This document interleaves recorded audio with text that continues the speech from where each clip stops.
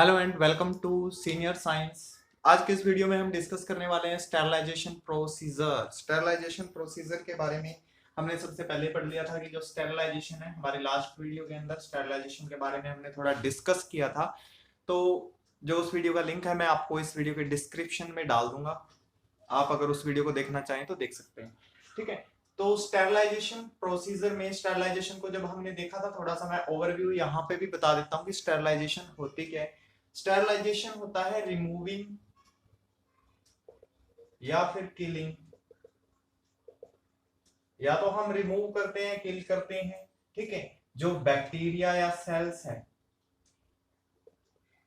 Bacteria और sales, ठीक है, इनको या तो हम रिमूव करेंगे या हम किल करेंगे फ्रॉम अ सरफेस। किसी भी सरफेस के ऊपर से हम इनको रिमूव या किल कर रहे हैं तो उसको हम बोलते हैं स्टेरलाइजेशन। उस प्रोसेस को हम बोल देते हैं स्टेरलाइजेशन प्रोसेस। ठीक है, अब स्टेरलाइजेशन प्रोसेस है, उसके वेरियस प्रोसीजर हैं। कौन कौन से प्रोसीजर हो सकते हैं? ठीक है, स्टेरलाइजेशन प्रोसेस के वेरियस प्रोसीजर। तो इसके कुछ एक मेथड है। सबसे पहले तो हम बात करेंगे हीटिंग की। हीटिंग भी स्टेरलाइजेशन प्रोसेस का एक मेथड है जो वेरियस टेक्निक के अंदर यूज किया जाता है। 3 टाइप की हीटिंग टेक्निक है जो हम यहाँ पे डिस्कस करने वाले हैं। इरेडिएशन,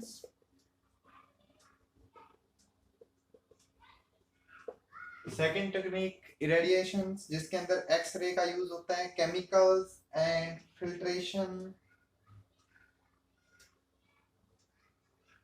केमिकल्स का यूज होता है या फिर फिल्ट्रेशन टेक्निक का यूज करते हैं। ठीक है, तो केमिकल्स और फिल्ट्रेशन प्रोसेस भी इसके अंदर यूज की जाती है। तो स्टेरलाइजेशन के लिए सबसे पहले हम डिस्कस करते हैं हीटिंग को। जो स्टेरलाइजेशन प्रोसेस हीटिंग के थ्रू होती है वो स्टेरलाइजेशन प्रोसेस कौन कौन सी है? तो सबसे पहले हम डिस्कस करेंगे हीटिंग स्टेरलाइजेशन।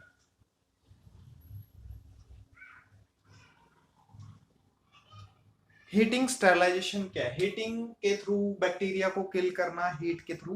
ठीक है, तो वो हीटिंग के थ्रू बैक्टीरिया को जब हम किल कर रहे हैं उस प्रोसेस को हम बोलते हैं heating sterilisation process.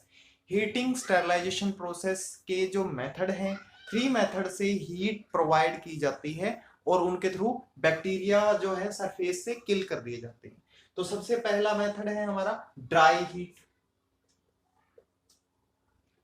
Dry heat, ठीक है। दूसरा आ जाएगा फ्लेम और थर्ड आ जाएगा स्टीम हीट। ठीक है, गरम स्टीम को डाला जाता है, फ्लेम के अंदर भी गरम कर लिया जाता है या फिर ड्राई हीट दी जाती है। ठीक है, ड्राई हीट के लिए जो मोस्ट यूजेबल थिंग का यूज करते हैं या मोस्ट यूजेबल इंस्ट्रूमेंट का यूज करते हैं लैब के अंदर, उसका नाम होगा ओवन। ठीक है, एक चैम्बर लाइक सिस्टम है ओवन। ओवन, हीट ओवन जिसको हम बोलते हैं, हॉट ओवन चैम्बर होता है इसके अंदर। ठीक है, इसके अंदर ओवन में क्या होता है, मोस्टली जो प्लास्टिक के मटेरियल है उनको हीट नहीं किया जाता, मोस्टली जो सॉलिड थिंग है उनको ही हीट किया जाता है। इसके अंदर सॉलिड थिंग को यूज किया जाता है, जैसे बोरोसिल, ठीक है, कांच की चीजें हैं या फिर आयरन, कोई कोई चीज है जिसको हमने यूज करना है लैब के अंदर, तो उनको यूज किया जाएगा ओवन के अंदर हीट एंड किल करने के लिए। तो ओवन के अंदर का जो टेम्परेचर है वो 180 डिग्री तक या 200 तक भी मिल सकता है। ठीक है, तो 161 या 165 डिग्री सेल्सियस तक का टेम्परेचर रखते हैं 15 मिनट तक के लिए। ठीक है, 165 डिग्री सेल्सियस तक का टेम्परेचर रखेंगे, 15 मिनट तक के लिए रखेंगे ओवन के अंदर। और इससे क्या होगा, जो हमारे सॉलिड सब्सटेंसेस हैं, सॉलिड इंस्ट्रूमेंट है जो हम ग्लासवेयर का यूज कर रहे हैं सॉलिड, वो क्या होते हैं, बिल्कुल स्टेरलाइज्ड हो जाते हैं। ठीक है, एसेप्टिक कंडीशन में यूज करने के काबिल बन जाते हैं। ठीक है, तो इसके अंदर सॉलिड मटेरियल का ही यूज किया जाता है क्योंकि ड्राई हीट दी जाती है। अब ड्राई हीट देंगे तो होगा क्या, एक सिंपल सी थिंग है कि जब हम इसके अंदर ड्राई हीट दे रहे हैं, ठीक है, तो होगा क्या ओवन के अंदर, जब हमने इसको ड्राई हीट दिया, जब हम इसको ड्राई हीट देंगे तो इसके सरफेस के ऊपर जो बैक्टीरिया होते हैं, ठीक है, सरफेस पे जो बैक्टीरिया होंगे उनके अंदर जो प्रोटीन है, we know that protein is present in DNA. Protein कहां पे प्रेजेंट होता है? डीएनए के अंदर। तो उनके अंदर जो प्रोटीन होगा वो प्रोटीन क्या करना स्टार्ट कर देगा? डीनेचुरेट करना स्टार्ट कर देगा, ठीक है, प्रोटीन क्या करना स्टार्ट कर देगा? डीनेचुरेट। अब डीनेचुरेट हो जाएगा वो प्रोटीन तो बैक्टीरिया इज किल्ड। बैक्टीरिया क्या हो जाएगा? किल हो जाएगा, वहां से रिमूव हो जाएगा बैक्टीरिया। तो इस प्रोसेस के थ्रू ही हम बैक्टीरिया को किल कर सकते हैं। Second, flame. फ्लेम का जो मेथड है सीधा रेड हॉट करते हैं। कोई भी हम जैसे स्ट्रीक ले लेते हैं हम, इनोकुलेशन लूप होता है जो हमारे पास, मोस्टली इसके थ्रू क्या होता है, जो इनोकुलेशन लूप जिसका हम यूज करते हैं लैब के अंदर, लैमिनार एयर फ्लो के अंडर जिसका हम यूज करेंगे लूप का, ठीक है, उसको हम क्या करते हैं? फ्लेम हीट देते हैं।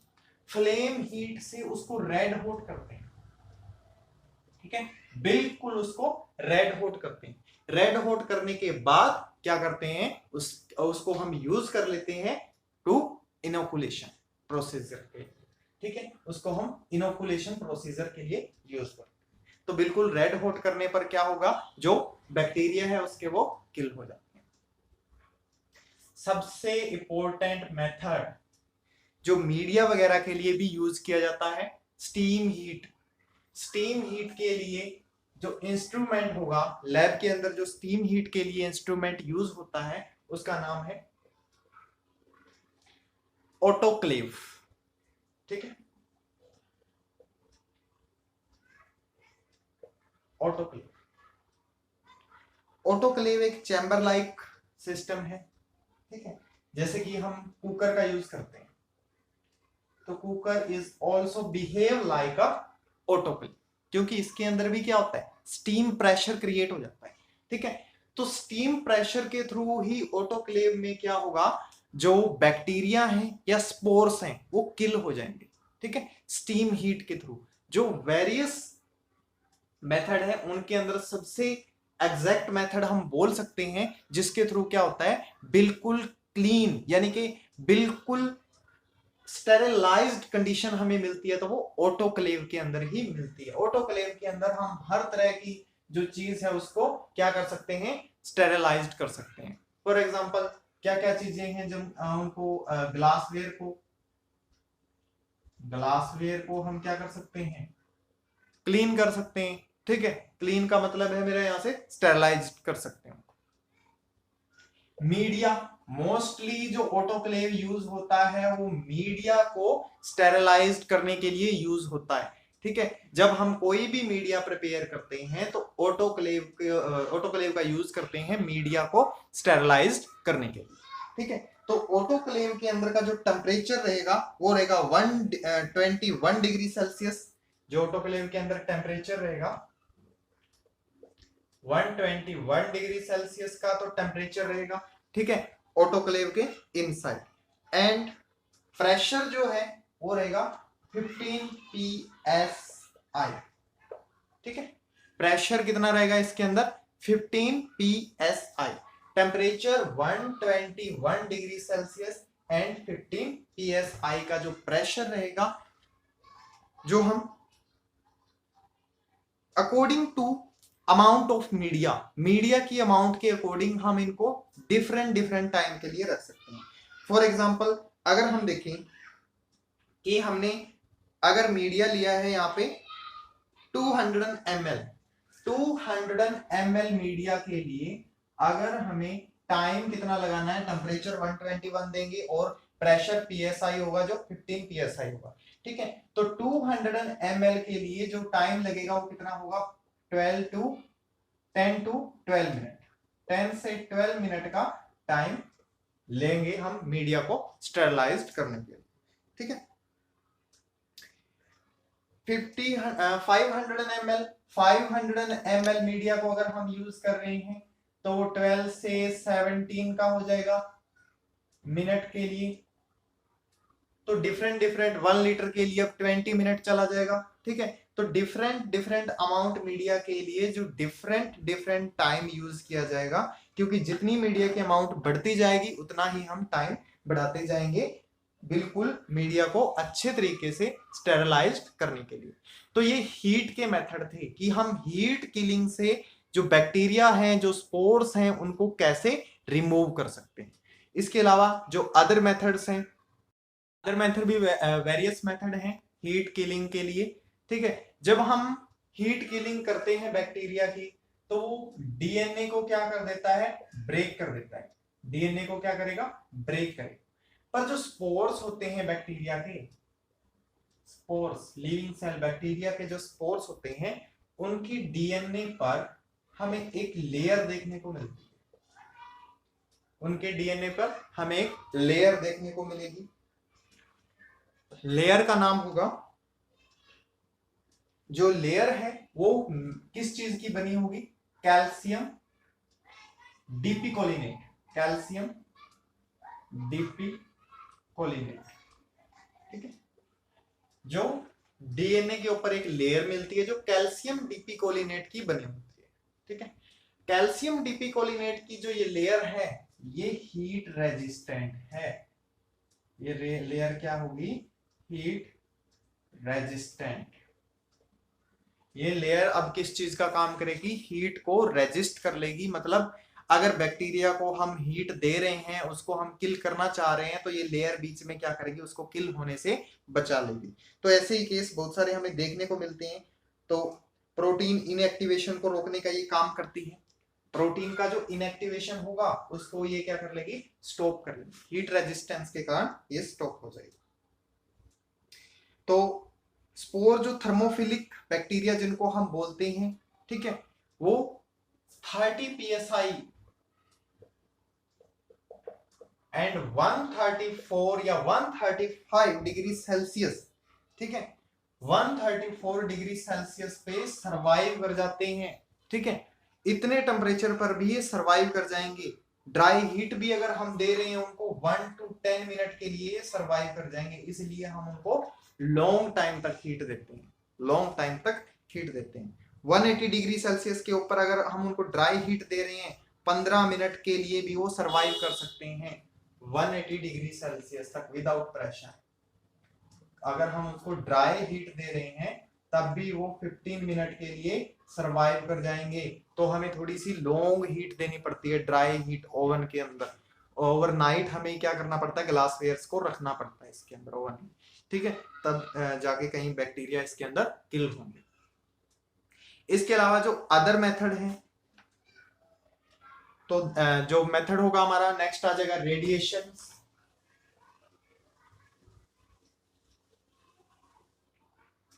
Second method radiation. नाम से ही पता लग रहा है कि इसके अंदर रेज का यूज होगा, वेरियस रेज।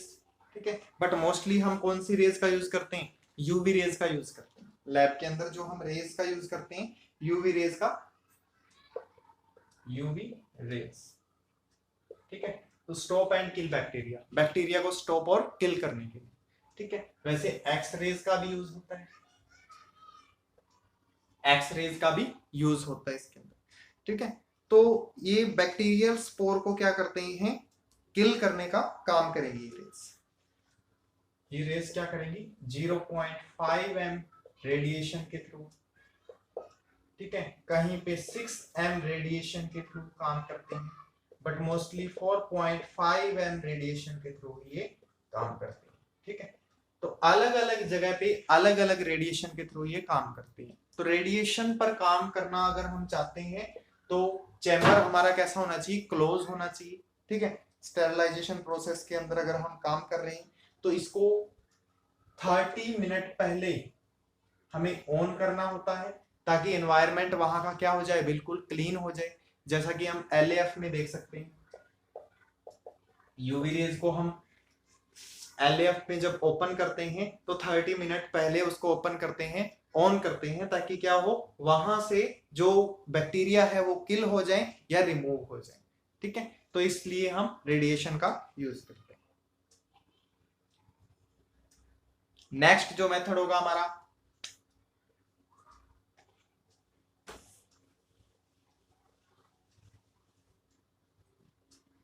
केमिकल्स।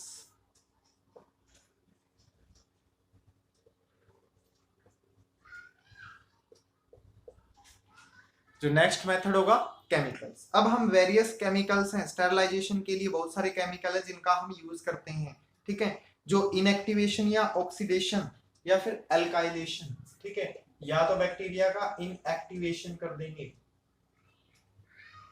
ठीक है, या फिर ऑक्सीडेशन कर देते हैं। उनकी अपर लेयर है उसको वो क्या कर देंगे, रिमूव कर देंगे, उनको ऑक्सीडाइज कर देंगे उस लेयर को। ठीक है, तो वो इनएक्टिवेशन के थ्रू जो हमारा सरफेस होगा वो कैसा हो जाएगा, बिल्कुल क्लीन हो जाएगा। जैसा कि हम यूज करते हैं अल्कोहल बेस्ड स्टेरलाइजेशन प्रोसेस के लिए, अल्कोहल बेस्ड जो स्टेरलाइज्ड होते हैं, सेपरेट जिसका हम यूज कर रहे हैं लैब के अंदर यूज करते हैं सेपरेट का। ठीक है, तो अल्कोहल बेस्ड है, वो क्या करता है, बैक्टीरिया को किल कर देता है, जिसको हम 90% अल्कोहल, ठीक है, या फिर 70% अल्कोहल बोल देते हैं। ठीक है, मोस्टली जो यूज होती है वो 70% अल्कोहल का यूज किया जाता है लैब के फॉर द डिफरेंट प्रोसीजर्स। इसके अलावा जो हम डिफरेंट अदर यूज करते हैं केमिकल्स का, तो वहां पे आ जाएगा हमारे लिए H2O2। ये भी एक केमिकल है जिसका हम स्टेरलाइजेशन के लिए यूज करते हैं। ठीक है, तो वेरियस केमिकल के अंदर इथाइलिन ऑक्साइड, इथाइलिन ऑक्साइड का भी हम यूज करेंगे। ठीक है, तो ये डिफरेंट डिफरेंट स्टेरलाइजेशन कंडीशन के लिए होता है। जैसे कि हमें इनोकुलेशन लूप को क्या करना है, स्टेरलाइज करना है, तो सबसे पहले हम उसको 70% अल्कोहल के अंदर डिप करते हैं, 70% अल्कोहल के अंदर डिप करेंगे इनोकुलेशन लूप। इनोकुलेशन लूप को जब हम 70% के अंदर डिप करने के बाद फिर उसको रेड हॉट तक टेम्परेचर देंगे ताकि बैक्टीरिया बिल्कुल क्लीन हो जाए। तो सबसे पहले हम उसको केमिकल स्टेरलाइजेशन दे रहे हैं, आफ्टर दैट उसको हीट स्टेरलाइजेशन कंडीशन दे रहे हैं ताकि बैक्टीरिया बिल्कुल रिमूव हो जाए। ठीक है, इसीलिए कभी सिंगल जो इनोकुलेशन लूप है उसको सिंगल मेथड नहीं अप्लाई किया जाता स्टेरलाइजेशन करने के लिए। ठीक है, इसके अलावा अदर जो मेथड है,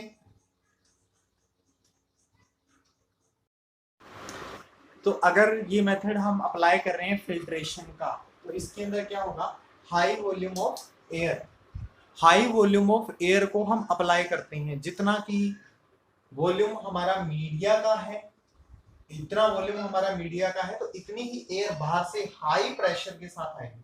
ठीक है, high pressurised air, high pressurised air, high pressurised air इसके थ्रू जब हम पास करेंगे, क्योंकि हम जानते हैं कि एयर के अंदर एयर कंटेन फंगल इंफेक्शन। ठीक है, फंगल, एयर के अंदर फंगस बैक्टीरिया सब कुछ मिलते हैं, तो उसके अंदर से जब high volume of air pressurise की जाएगी तो वो बैक्टीरिया क्या होंगे, रिमूव हो जाएंगे या फिर ब्लॉक हो जाएंगे वहां से। ठीक है, इस टेक्निक के थ्रू हम बैक्टीरिया को किल नहीं कर सकते। और अदर बैक्टीरिया है जो एंटर नहीं कर सकते, क्योंकि जो एयर फिल्टर होंगे, ठीक है, एयर फिल्टर का साइज होता है बहुत ही छोटा। एयर फिल्टर में हम जो यूज करते हैं LAF का यूज करते हैं mostly, laminar air flow. Laminar air flow में क्या होता है, थ्री जो बैक साइड के अंदर फिल्टर लगे होते हैं, small small, less than 0.3 micron. ठीक है, 0.3 माइक्रोन का जो फिल्टर है वो लगा होता है, जिसके अंदर से कोई बैक्टीरिया भी इंटर नहीं कर सकता। ठीक है, इसके अंदर से जब बैक्टीरिया इंटर नहीं कर पाएंगे अगर, तो वहां से जो एयर पास होगी वो बिल्कुल क्लीन होगी। ठीक है, बिल्कुल क्लीन एयर होगी, सैनिटाइज्ड एयर जिसको हम बोल देते हैं, तो बिल्कुल क्लीन एयर होगी, वहां से पास कर रही है, और वहां से जो एयर के अंदर फंगल इन्फेक्शन थे उनको भी वो रिमूव कर रही है। ठीक है, तो एयर के थ्रू जो फंगल स्पोर या बैक्टीरिया, इनको जो रिमूव करने का तरीका है वो दो टाइप के फिल्टर से ही होता है। ठीक है, या तो स्क्रीन फिल्टर या तो स्क्रीन फिल्टर का हम यूज करते हैं, ठीक है, फर्स्टली, या फिर डेप्थ फिल्टर। डेप्थ फिल्टर, दो टाइप के फिल्टर हमें देखने को मिलते हैं, ठीक है। तो डेप्थ फिल्टर कैसा है, इसके बारे में थोड़ा सा हम पहले डिस्कस कर लेते हैं।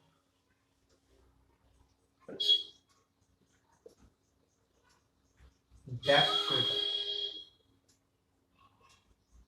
First, what is depth filter? जो डेप्थ फिल्टर है फाइब्रस या फिर पाउडर्ड मटेरियल का बना हुआ है, ठीक है, इसको हम फाइब्रस भी बोल सकते हैं, फाइब्रस या फिर पाउडर्ड मटेरियल का बना हुआ है, ठीक है। एक थिक लेयर बनी होती है, जैसे दरी होती है ना, दरी की तरह एक थिक लेयर बना देते हैं फाइब्रस शीट की तरह, ठीक है। फाइब्रस या फिर थिक लेयर का बना हुआ होता है ये, और जो एक दूसरे के साथ थिक लेयर बनाते हैं, इसके अंदर जो अदर मटेरियल हैं किनके लिए यूज होगा? फाइब्रोग्लास, कॉटन यूज करते हैं इसके अंदर, वूल, ठीक है, cellulose fibre, mineral cellulose fibre, इन चीजों का इसके अंदर यूज किया जाता है, ठीक है, बनाने के लिए। तो एक थिक लेयर जब इनकी बन जाती है तो एक दूसरे के साथ ये बाउंड हो जाते हैं, बिल्कुल एक दूसरे के साथ यूं बाउंड होते हैं एक दूसरे के साथ, ठीक है, और छोटे छोटे इनके अंदर पोर्स होते हैं। तो ये अलाउ करता है स्क्रीन फिल्टर को छोड़कर, जैसे कि बाकी सारी कंडीशन के अंदर ये काम करेगा, हर एक कंडीशन के अंदर ये काम करेगा, हर एक कंडीशन के अंदर एयर को फिल्टर कर देगा, ठीक है, एयर फिल्ट्रेशन का काम करेगा। इसका रेट है एयर फिल्ट्रेशन का, वो वेरी हाई है, high rate of air filtration, ठीक है, high rate of air filtration. Air filtration के लिए जो इसका रेट होगा हाई होता है, क्योंकि ये हर एक चीज को फिल्टर कर देता है। तो मोस्ट एयर जो है, मोस्ट एयर जिसको बोलते हैं, मोस्ट एयर को छोड़कर ये सारी की सारी, मतलब हर थिंग को क्या कर देगा? फिल्टर कर देगा, जो एयर के थ्रू इसको करनी है हर कंडीशन के अंदर, हीटिंग कंडीशन के अंदर, अदर जो कंडीशन है नॉर्मल कंडीशन के अंदर, ठीक है। अब मोस्ट एयर के लिए जो हम यूज करते हैं वो हो जाएगा हमारा स्क्रीन फिल्टर। तो हर एक कंडीशन के अंदर ये चला। नाउ हम बात करते हैं स्क्रीन फिल्टर की। जो सेकंड है हमारे पास वो कौन हो जाएगा? Screen filter. स्क्रीन फिल्टर कैसा है, किस चीज से बना होता है, सबसे पहले तो इसके बारे में जानेंगे, ठीक है। तो इसके अंदर जो मोस्टली सेलुलोज के एस्टर लगे होते हैं, सेलुलोज एस्टर, ठीक है। इसकी जो पोर्स का साइज है वो 0.45 माइक्रोन तक मिलता है, ठीक है। इसके जो पोर्स हैं वो 0.45 माइक्रोमीटर, ठीक है, माइक्रोमीटर तक मिलते हैं इनके जो पोर्स का साइज होगा, ठीक है। क्योंकि जो बैक्टीरिया का साइज है वो 0.5 माइक्रोमीटर तक हो सकता है, और या इससे बड़ा भी हो सकता है। तो उस बैक्टीरिया को क्या करते हैं, यहाँ पे ब्लॉक कर लेते हैं। तो ब्लॉक करने के साथ ही बैक्टीरिया आगे मूव नहीं कर पाते, तो उस कंडीशन के अंदर बैक्टीरिया जा नहीं पाएंगे, ठीक है। बैक्टीरिया को क्या कर देते हैं, ब्लॉक कर देते हैं वहां पे। तो ये यूज किए जाते हैं स्टेरलाइज एयर के लिए। मोस्टली इनका जो यूज होता है स्क्रीन फिल्टर का, ठीक है, जिसको हम बोल देते हैं हैपा फिल्टर, ठीक है, हाई एफिशिएंसी प्रेस्ड एयर, इसके लिए यूज किए जाते हैं। हैपा फिल्टर का यूज होता है, जिसका हम यूज करते हैं लेमिनार एयर फ्लो के अंदर। तो ये थी हमारी जो स्टेरलाइजेशन प्रोसेस थी, इसको हमने डिस्कस किया। तो अगर आपको ये वीडियो अच्छी लगी हो तो लाइक एंड सब्सक्राइब जरूर करें।